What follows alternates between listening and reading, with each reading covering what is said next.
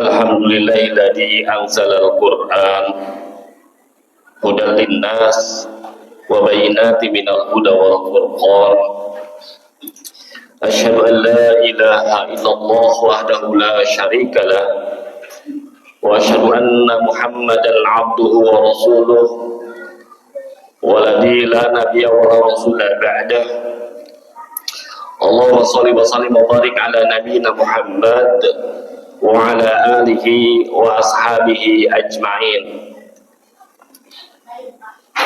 Fa ya ibadallah usikum wa nafsi bitaqwallah.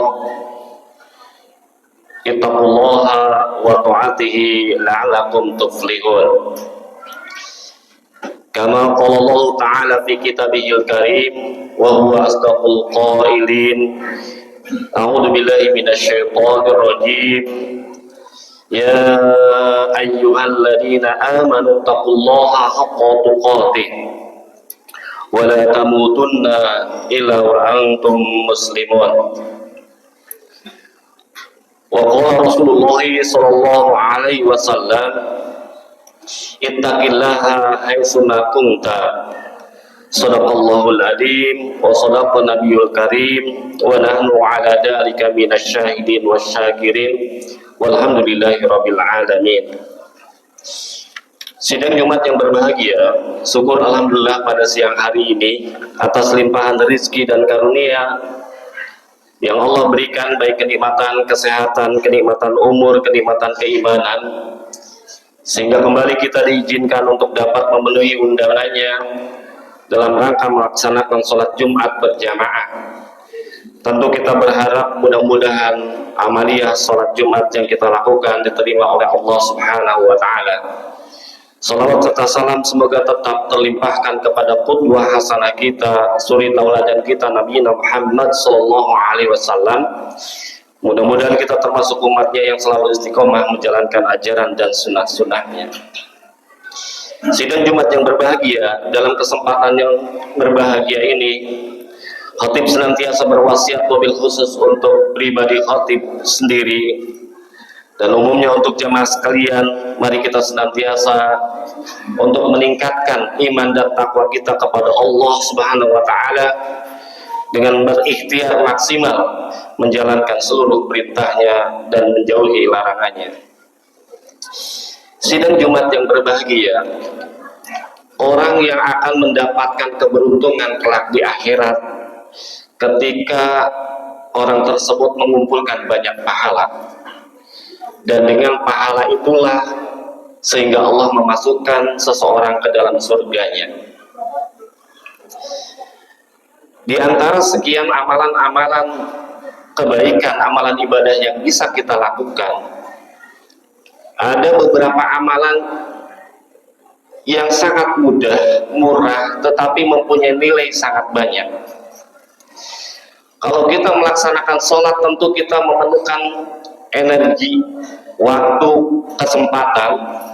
Kalau kita harus melakukan sedekah, tentu kita memerlukan harta atau biaya. Namun ada amalan yang begitu mudah bagi kita asal kita mau istiqomah menjalankannya. Salah satunya adalah membaca Al-Quran. Dalam salah satu hadis Rasulullah SAW yang diriwayatkan oleh Abdullah bin Mas'ud, kata Rasulullah, man qara'a harfan min kitabillah falahu hasanatun wal hasanatu bi asri amsalihah. Wala aqulu alif lam min harfun walakin alif harfun lam harfun wa min harfun. Kata Rasulullah, barang siapa yang membaca satu huruf saja min kitabillah, dari kitab Allah, yaitu dari Al-Quran, falahu hasanatun, maka dia sudah mendapatkan satu kebaikan. Wal hasanatu bi asri amsalihah, tetapi setiap huruf itu adalah Allah lipat gandakan menjadi 10 kebaikan. Sampai Rasulullah menjelaskan ketika kita membaca alif lam mim, Rasulullah menyebutkan itu bukan satu huruf, melainkan alifnya satu huruf, lamnya satu huruf, dan mimnya satu huruf. Dengan kata lain adalah Ketika kita membaca Alif Lam Mim, maka kita sudah memperoleh pahala 3 kali 10, yaitu 30 kali kebaikan. Kalau kita coba menganalisa dalam surat Al-Fatihah, kalau mau dihitung, itu ada 139 huruf.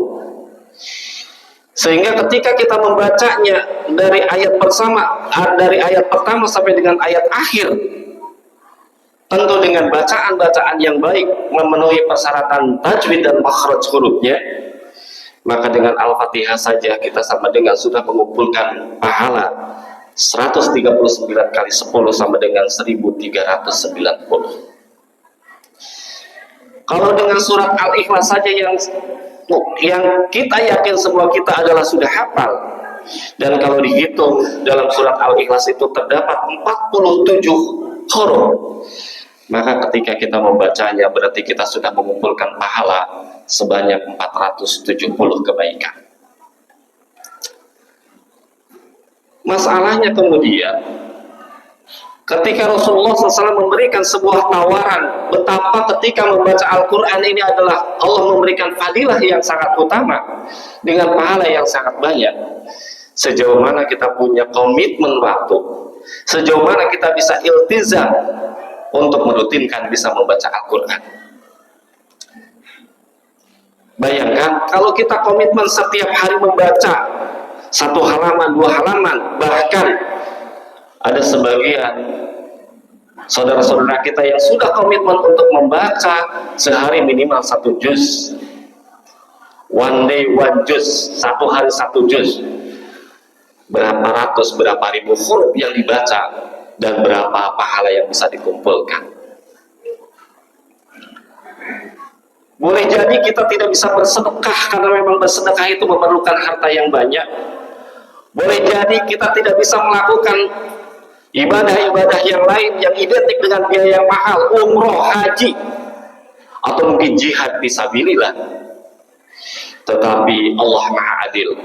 Allah menyediakan Al-Quran, Allah menyediakan kitabullah untuk dibaca, dan ketika kita membacanya justru kita akan memperoleh pahala yang sangat banyak.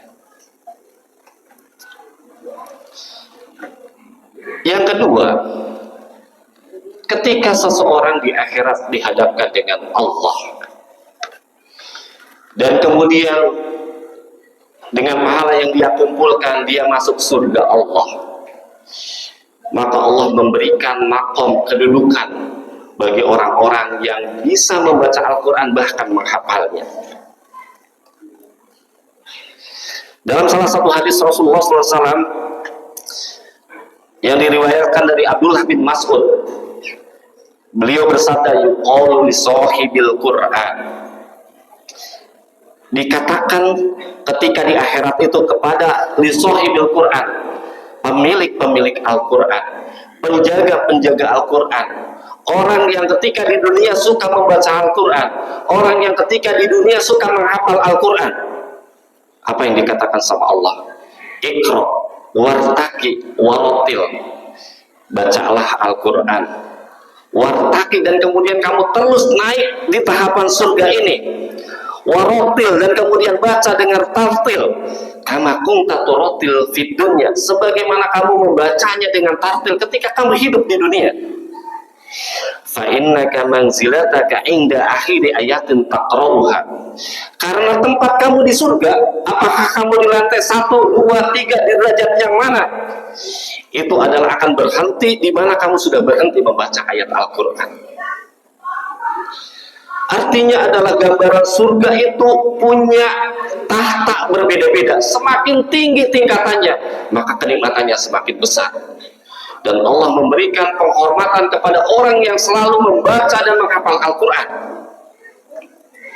Di mana tingkatan itu akan diperoleh? Sejauh mana hafalan yang dia miliki. Kalau hari ini apa yang kita hafal itu adalah hanya beberapa surat saja, juz 30 tidak hafal, boleh jadi tahapan yang diberikan itu hanya tahapan paling rendah. Tetapi ketika berusaha kita menghafal ayat-ayat Al-Quran, Bahkan sebagian alhamdulillah saudara-saudara kita sudah hafiz 30 juz. Maka merekalah yang punya kesempatan untuk menduduki surga di tingkat paling tinggi.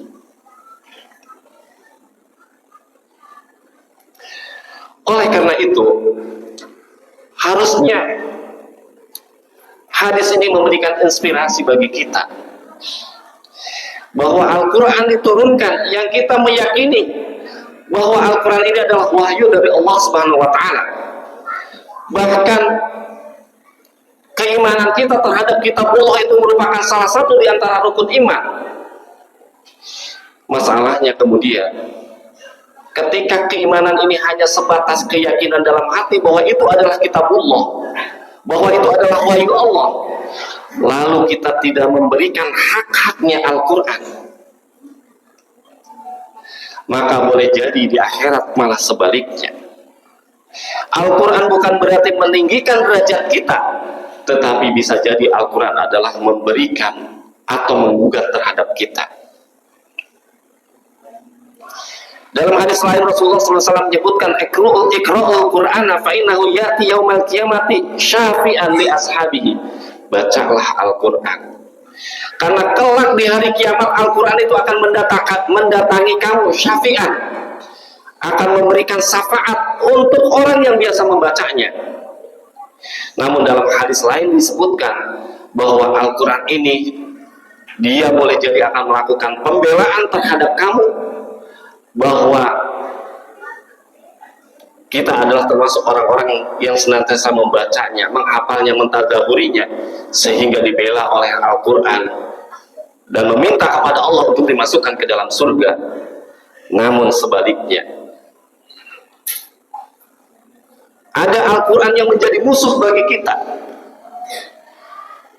Ketika kita dihadapkan sama Allah dan kemudian Al-Quran hadir, Al-Quran memohon kepada Allah, memberikan laporan kepada Allah, ya Allah, si fulan ini meyakini bahwa Al-Quran itu adalah wahyumu, petunjuk baginya, namun tidak pernah disentuhnya, tidak pernah dibacanya, tidak pernah dipelajarinya.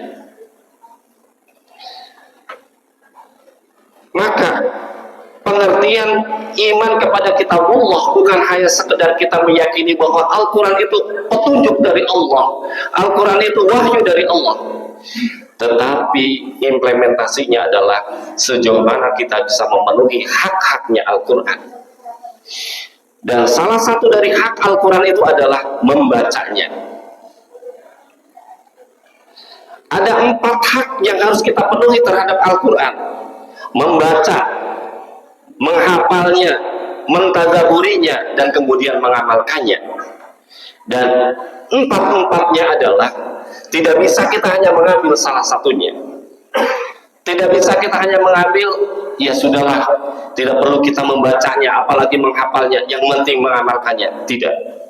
Al-Quran tetap menuntut apakah Al-Quran dibaca, dihafal, atau ditadaburi, dan diamalkan.